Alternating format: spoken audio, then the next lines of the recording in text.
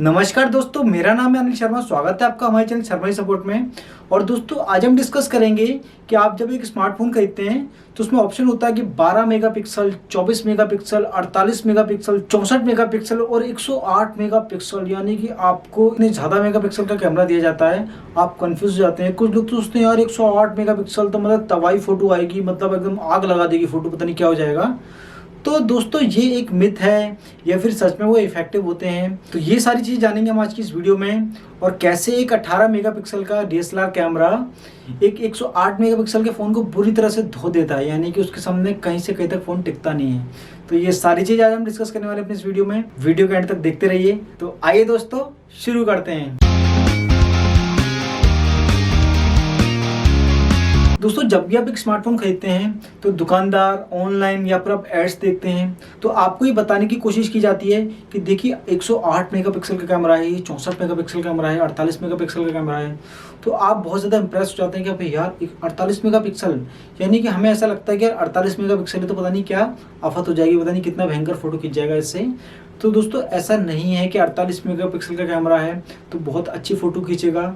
तो दोस्तों अभी हमें ये समझना होगा कि मेगापिक्सल का मतलब क्या है। कि कोई कह रहा है कि 64 मेगापिक्सल, तो रियल में मेगापिक्सल का मतलब क्या है, इसका बेनिफिट क्या है और ये ज़्यादा मेगापिक्सल होने का काम क्या है, यानी काम कैसे करते हैं मेगापिक्सल। मान लीजिए कोई आपसे कहता है कि 48 मेगापिक्सल, फिर किसी ने कहा 64 मेगापिक्सल, तो इसमें ज़्यादा मेगापिक्सल होने से हो क्या जाएगा। दोस्तों यहाँ पे मैं सबसे पहले एक चीज़ आपको क्लियर कर देता हूँ कि अगर हम वीडियो और फोटो सेगमेंट में जाएँ तो फोटोज़ और वीडियोज़ में दोस्तों अगर आप वीडियो की बात करें जो नॉर्मली लोग देखते हैं HD, फुल HD, इसके अलावा 4K, तो अगर आप 4K वीडियो तक शूट करते हैं तो एक 12 मेगापिक्सल का कैमरा आपके लिए मोर देन इनफ है। यानी आप 12 मेगापिक्सल के कैमरे से आप एक 4K वीडियो बहुत आराम से शूट कर सकते हैं। आपको 108 मेगापिक्सल, 48 मेगापिक्सल इसकी किसी की ज़रूरत नहीं है।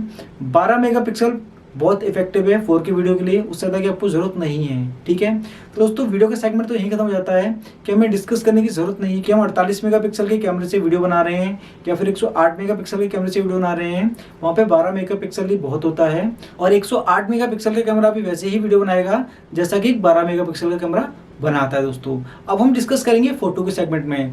तो दोस्तों सबसे पहले हम ये जान लेते हैं कि एक जो कैमरा होता है वो काम कैसे करता है। तो दोस्तों कैमरा काम ऐसे करता है, कैमरे के अंदर होता है एक सेंसर। तो जब भी किसी सब्जेक्ट से लाइट टकराती है तो वो लाइट उस सब्जेक्ट से टकरा के कैमरे में जाती है और वो लाइट कैमरे के सेंसर पे पड़ती है, जिससे कि कैमरा एक इमेज प्रोड्यूस करता है और बाद में उसको प्रोसेस करके आपकी मेमोरी में सेव कर दिया जाता है।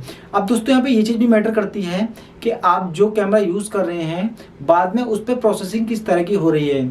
अक्सर आप देखते हैं कि एप्पल के फ़ोन में या गूगल के फ़ोन में या फिर वन प्लस के फ़ोन में फ़ोटोज़ थोड़ी अच्छी आती हैं। तो उसकी वजह ये है कि उसमें जो पोस्ट प्रोसेसिंग होती है वो ज़्यादा अच्छी होती है, यानी एक फ़ोटो खींची, इसके अलावा जो जो इफ़ेक्ट अप्लाई होने हैं। तो इन जो फ़ोन्स का जब मैंने आपको नाम बताया है, एप्पल का आईफोन या फिर गूगल का फ़ोन या फिर वन प्लस का फ़ोन या फिर सैमसंग के जो हाई एंड फ़ोन है या फिर और भी जो कंपनियां हाई एंड फ़ोन बनाती हैं, तो उनमें उनकी प्रोसेसिंग ज़्यादा अच्छी होती है। अगर आप एप्पल के 12 मेगापिक्सल का एक फ़ोन ले लें और एक नॉर्मल सा कोई 108 मेगापिक्सल का फ़ोन ले लें तो एप्पल का 12 मेगापिक्सल का फ़ोन उस 108 मेगापिक्सल से अच्छी फ़ोटो क्यों खींचता है? क्योंकि उसकी पोस्ट प्रोडक्शन ज़्यादा अच्छी है।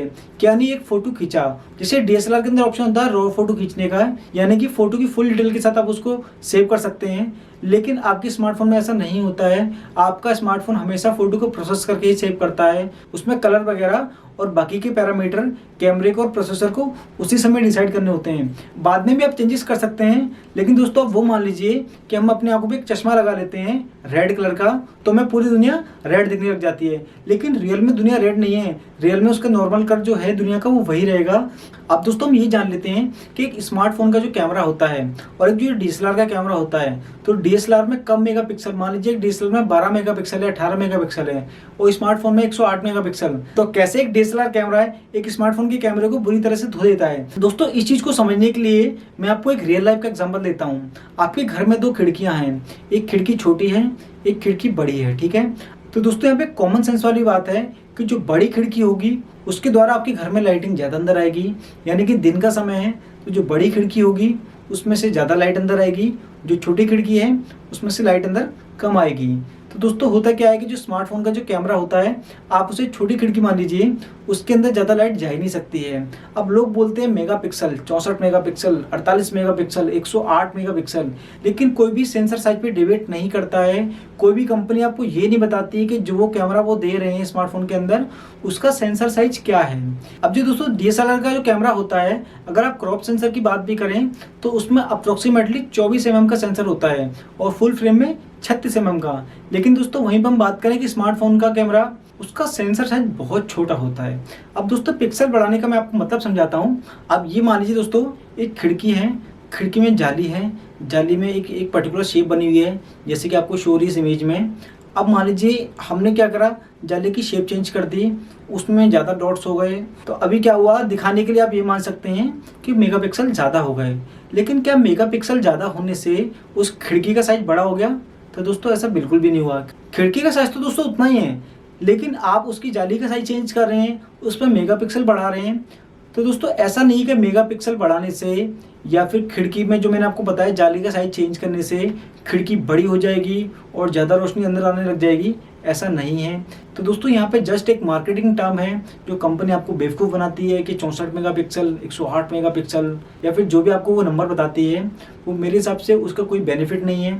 दूसरा ये कि आप फ़ोन से जो फ़ोटो खींचते हैं दोस्तों, उसको आपको एक फ़ोन में देखना होता है। दोस्तों फ़ोन की डिस्प्ले के लिए आप एक 8 मेगापिक्सल या फिर एक 5 मेगापिक्सल के कैमरे से भी फ़ोटो खींचेंगे तो वो काफ़ी अच्छी है फ़ोन की स्क्रीन में देखने के लिए।